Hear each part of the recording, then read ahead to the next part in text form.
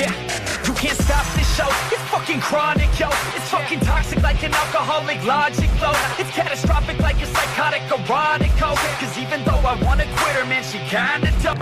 Hello kila Mark Ibesa, Alfred Jan Montero, Giselle Jacla, at Armstrong Manrique. Salamat sa inyong suporta mga kaprakti.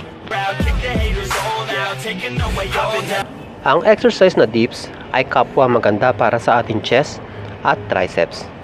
Pero paano mo gagawin ito na chest ang tatamaan? At paano mo din ito gagawin para naman ang triceps ang masapul? Meron bang panganib kapag ginagawa mo ang dips? Ito ang mga katanungan sasagutin natin sa video ito. Mula sa starting position, ituwid ang katawan. Huwag iyoko ang ulo at naka-chest out. Sa pababang direksyon, huwag masyadong ibubuka ang mga siko. Hanggat maaari ay halos idikit ito sa gilid ng ating katawan. Mapapansin din na hindi ko masyadong isinasagad sa pagbaba ang aking katawan. Ito ay dahil triceps ang gusto kong patamaan. Subalit sa pag-angat, dito ko isinasagad kung saan tuwid na tuwid ang aking mga kamay o nakalak ang mga siko. Gawin ito ng dahan-dahan sa pababang direksyon. At sa pataas na direksyon, kapag sa sandaling nailak mo na ang iyong mga siko, pigain ang triceps ng 1 hanggang 2 segundo para sa muscle contraction.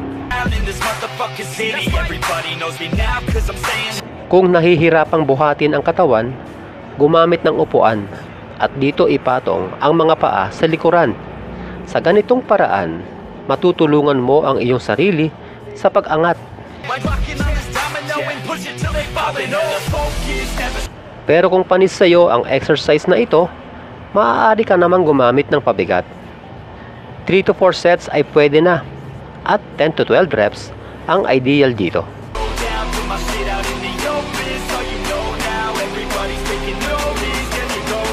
Kapag chest naman ang gusto mong masapul, mula sa tricep position, yumuko ng bahagya o itulak ang katawan ng bahagya. Ibig sabihin, mula sa tuwid na linya kung saan triceps ang tinatamaan, gawin mo itong slant line. At medyo ibuka ng bahagya ang mga siko.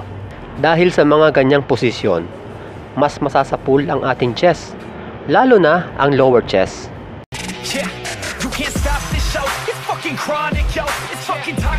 Mapapansin na sa pagbaba ng aking katawan, isinasagad ko ito o hanggang sa maramdaman ko yung pagbinat ng aking dibdib.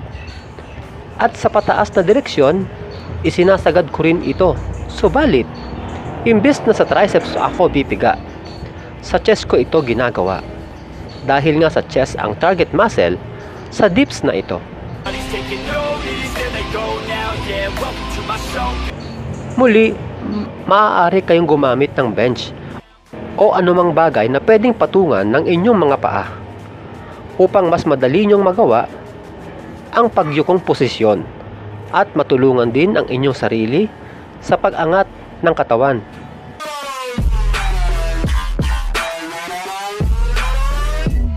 Maaari din gumamit ng pabigat kung kaya.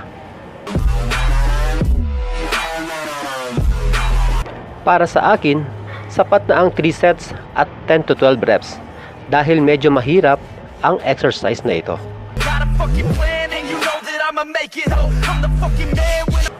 Ang triceps dips at chest dips ay hindi naman kailangan gawin ng bawat nagpapalaki ng triceps o ng chest. Ito ay dahil masyadong nahihirapan ang ating balikat sa exercise na ito. Pero sa mga tulad ko na okay naman ang flexibility, pwede nyong gawin ang mga exercise na ito. Subalit para sa iba na mahina ang flexibility o kapag ginagawa nyo ang exercise na ito, ay madalas kayong magka-shoulder injury. Mas mainam na ibang exercise na lang ang gawin na akma para sa inyo, ayon sa inyong kakayanan. At lagi kong sinasabi, ang paglaki ng muscle ay hindi nakukuha sa pagbubuhat lamang. dahil kailangan nyo rin dito ng sapat na tulog at tamang pagkain. Hanggang sa muli mga kaprakti, God bless! Now, yeah, welcome to my showbiz. This my hometown. I'm a kid